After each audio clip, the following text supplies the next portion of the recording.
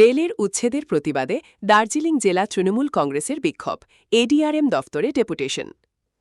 রেলের জায়গা থেকে হকার ও ব্যবসায়ীদের উচ্ছেদের প্রতিবাদে সোমবার দার্জিলিং জেলা তৃণমূল কংগ্রেসের উদ্যোগে শিলিগুড়িতে বিক্ষোভ মিছিল ও ডেপুটেশন কর্মসূচি অনুষ্ঠিত হয়।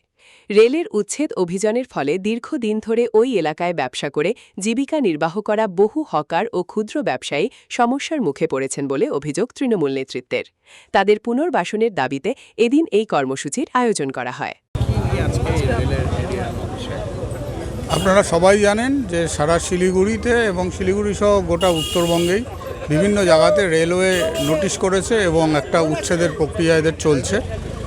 তো তার বিরুদ্ধে আমরা আজকে এখানে রেলওয়ে দপ্তরে এসেছি এবং ডেপুটেশন জমা দেব। আমাদের একটাই দাবি, রেল তার নিজের জমি ফিরিয়ে নিতেই পারে ডেভেলপমেন্টের সাথে, কিন্তু বহু দিন ধরে বহু বছর ধরে যে পরিবারগুলো এই জমিতে বসবাস করছে তাদেরকে একটা পুনর্বাসন দেওয়া হোক এবং তারা যাতে সুষ্ঠুভাবে জীবনযাপন করতে পারে সেই প্রক্রিয়াটা করে তারপরে রেল তার নিজের জমি নিক, উচ্ছেদ করুক, তাতে আমাদের কোনো আপত্তি নেই।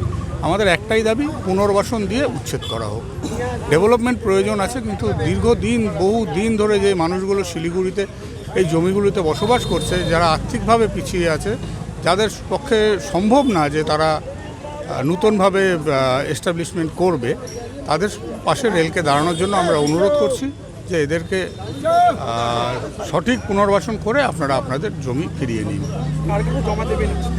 আমরা এডিআরএম এর অফিসে এসেছি, আমরা এখানে জমা দেবো।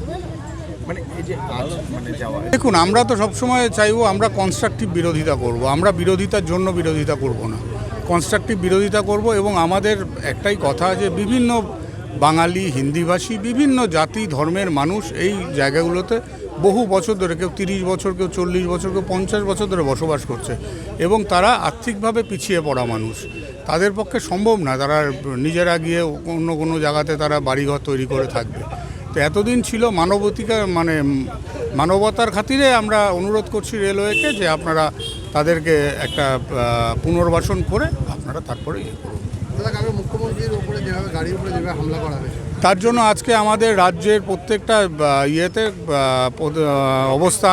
প্রত্যেকটা ব্লকে অবস্থান বিক্ষোভ হবে। তার কর্মসূচি অনুযায়ী আমরা রেলওয়ে অফিসের পাশে আজকে অবস্থান কর্মসূচি করব। আপনারা দেখছেন একটু এখানে স্টেজও তৈরি হচ্ছে, আর কিছুক্ষণ পরে আমরা এই প্রোগ্রামটা শেষ হলে আমরা আমাদের দ্বিতীয় প্রোগ্রাম অবস্থান বিক্ষোভে আমরা যোগ দেব। বিজেপি সরকার আসার পর শিলিগুড়ি শহরে শুনেছি, দেখুন এটা ব্যাপার হচ্ছে যে এরা তো এসে 3 মাসের মধ্যে যা শুরু করেছে, আপনারা শুধু একটা নেতার কথা বলছেন জমি দখল হয়েছে। বিভিন্ন জায়গাতে আপনারা নিউজ চ্যানেলে, নিউজ পেপারে পাবেন প্রতিনিয়ত তোলাবাজির ঘটনা ঘটছে। 2 দিন আগে শহরে 50 লক্ষ টাকা কোনো ব্যবসায়ীর কাছে দাবি করা হয়েছে, তার জন্য একজনকে অ্যারেস্টও করা হয়েছে।